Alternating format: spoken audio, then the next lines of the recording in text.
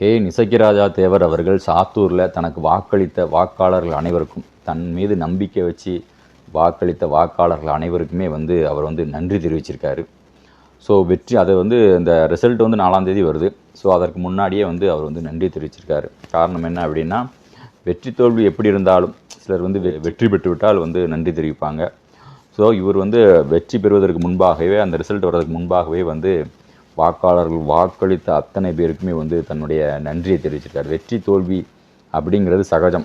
வீரர்களுக்கு வெற்றி தோல்வி அப்படிங்கிறது சகஜம் அப்படின்னு சொல்லுவாங்கள்ல. வெற்றியோ தோல்வியோ எப்படி இருந்தாலும் சரி, என்னை வாக்களித்த வாக்காளர் பெருமக்களுக்கு நான் நன்றியோடு இருப்பேன். நீங்கள் என் மீது வச்ச நம்பிக்கைக்கு கண்டிப்பாக நான் உறுதியாக உங்களுக்காக தொடர்ந்து நான் என் கடமையை பணியை செய்வேன் அப்படின்னு சொல்லியிருக்காரு. பலரும் இன்றைக்கி வாக்கு எண்ணிக்கை முடிஞ்சு எப்படி வாக்குகள் வரப்போகுது, எவ்வளோ வாக்குகள் வரப்போகுதுன்னு எதிர்பார்த்துட்டு இருக்க இந்த காலகட்டத்தில் இசக்கிராஜா தேவர் அவர்கள் பார்த்திங்கன்னா இன்றைக்கும் தொடர்ந்து அந்த விருதுநகர் சாத்தூர் பகுதிகளில் ஏற்பட்ட பிரச்சனைகளில் பாதிக்கப்பட்ட மக்களுக்கு ஆதரவாக போய் நின்று கொண்டிருக்கிறார். நிறைய பேர் அந்த தேர்தல் பிரச்சாரத்தில் மட்டும்தான் வந்திருப்பாங்க. நீங்கள் அதை பார்த்துருப்பீங்க. பிரச்சாரம் முடிஞ்ச பிறகும், இன்றைக்கி பிரச்சாரம் முடிஞ்சிடுச்சு, பிரச்சாரம் முடிஞ்சு வாக்கு எண்ணிக்கை முடிஞ்சு இன்றைக்கி ரிசல்ட்டுக்காக வெயிட் பண்ணிருக்க இந்த காலகட்டத்தில் மக்களுக்காக நின்றுட்டு இருக்கிறது யார்? இன்றைக்கி மக்கள் பிரச்சனை அந்த விருதுநகரில் ஏற்பட்ட அந்த மக்களுக்கு ஏற்பட்ட அந்த பிரச்சனைகளுக்கும் பாதிப்புக்காகவும் இன்றைக்கும் களத்தில் நின்றுட்டுருக்கார். யார் நிற்பா? பிரச்சாரம் நடக்கும்போது எத்தனை பேர் அங்கே குமிஞ்சு கிடந்தாங்க. எங்கெங்கெல்லாமோ மத்திய அளவில் இருந்து தேசிய அளவில் இருந்து எவ்வளோ அரசியல்வாதிகள் வந்தாங்க, எங்கெங்கெல்லாமோ ஆள் வந்தாங்க. ஆனால் இன்றைக்கி களத்தில் நிற்கிறது யார்? இன்றைக்கி எல்லோரும் போயிட்டாங்க. வந்தவங்க எல்லாம் பிரச்சாரம் முடிஞ்சோன்னு போயிட்டாங்க. இன்றைக்கி களத்தில் நிற்கிறது யார்? இசக்கிராஜா தேவர் தான்.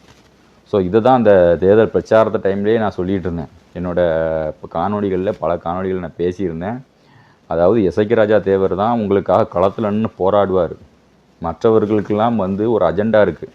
அவங்களோட கட்சி, தேசிய கட்சி, மாநில கட்சி, அவர்களுக்கும் ஒரு அஜெண்டா கொடுத்துருப்பாங்க. அந்த அஜெண்டா அப்படி தான் அவர்கள் செயல்பட முடியும்.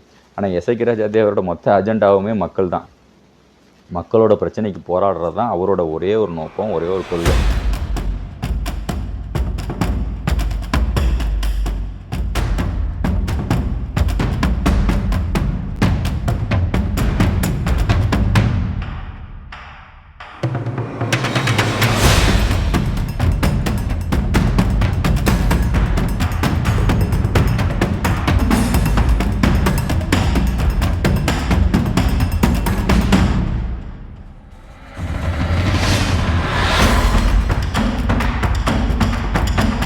இந்த வகையில் நம்ம பார்க்கும்போது இன்றைக்கி எல்லாருமே ஓட்டு என்ன வரும் அப்படிங்கிறத எதிர்பார்த்துட்ருக்கு காலகட்டத்தில் அவர் இன்றைக்கி மக்கள் பிரச்சனைக்காக போய் களத்தில் நின்று போராடிட்டுருக்காரு. மக்களோட கஷ்டத்தில் கூட நிற்காரு.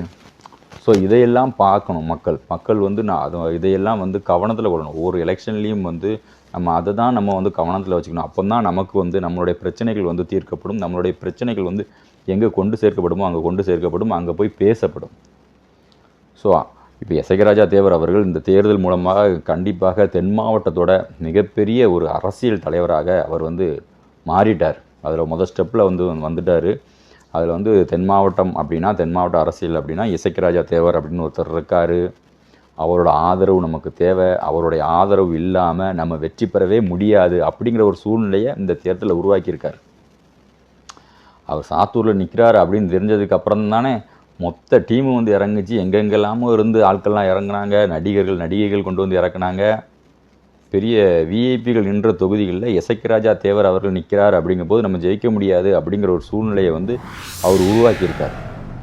ஸோ தென் மாவட்டத்தில் ஒரு முக்கியமான ஒரு தலைவராக இசக்கிராஜா தேவர் அவர்கள் வளர்ந்துருக்காரு.